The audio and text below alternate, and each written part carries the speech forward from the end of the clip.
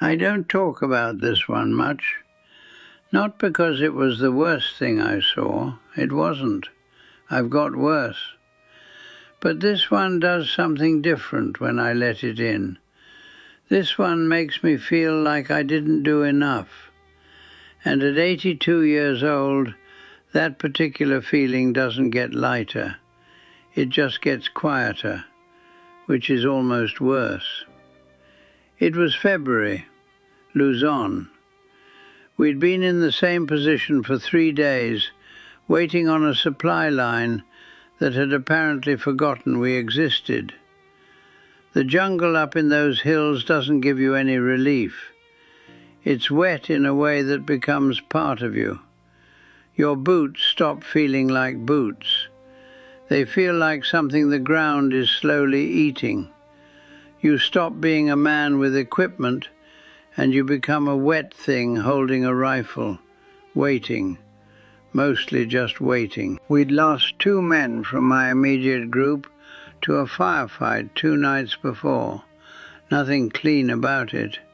And the positions got reshuffled the way they do when the plan stops matching the ground. That's how I ended up sharing a foxhole with a man named Eldon Marsh. Private Eldon Marsh from Akron, Ohio. He was part of a colored work detail attached to our unit, ammunition handling mostly. But the lines had blurred by then, the way they always do when enough people are gone.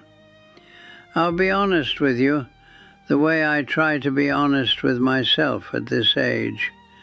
I didn't know what to say to him. That's the truth. I was 20 years old, raised in Macon, Georgia, and I had spent my entire life inside a set of walls I didn't even know were walls yet. So we sat in that hole the first night, and we didn't say a word to each other that wasn't tactical. Where the noise came from, how many men might be out past the tree line, that kind of thing. Functional, careful. The second night was different. We were down to almost nothing.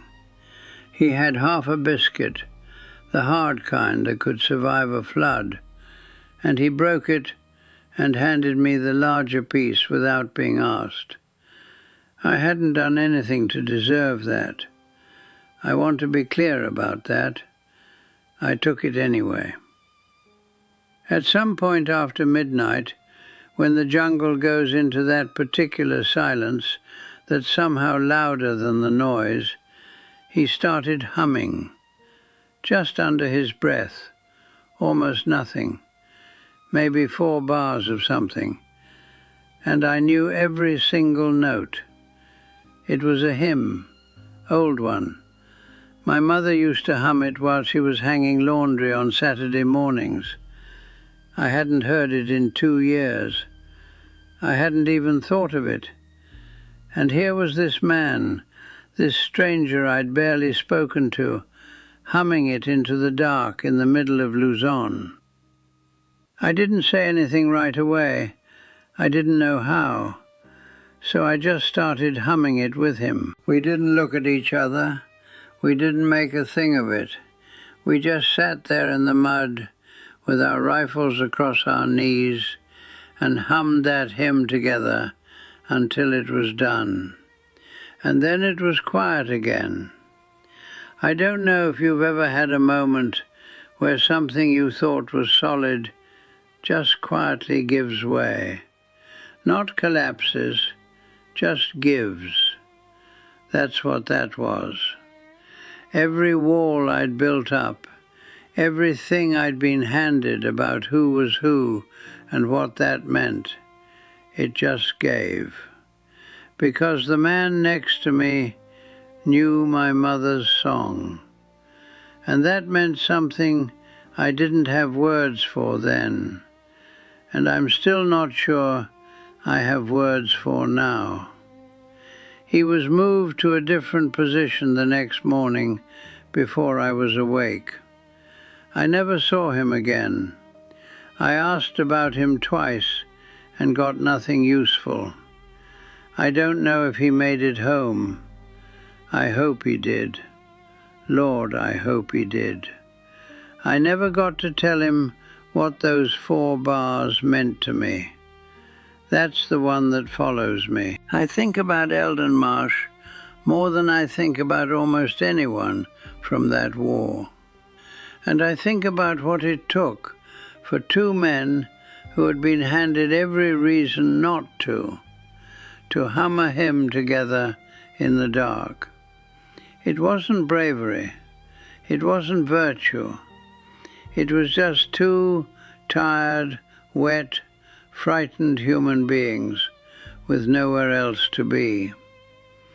And then I look at what we've got now.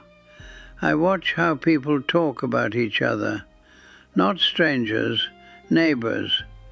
I watch how fast somebody becomes the enemy because of a bumper sticker or a yard sign or a name they call themselves. And it breaks my heart. Not in an angry way, in a tired way, a very tired way. Because I know what it looks like when the actual enemy is out there. I know what it feels like when the only thing standing between you and the dark is the man beside you. And that man was never, not once, the problem. The problem was always somewhere else. The problem was always something that needed us divided and angry and small, because that was the only way it could win. Eldon Marsh handed me the bigger half of that biscuit. I'm still trying to figure out how to deserve it.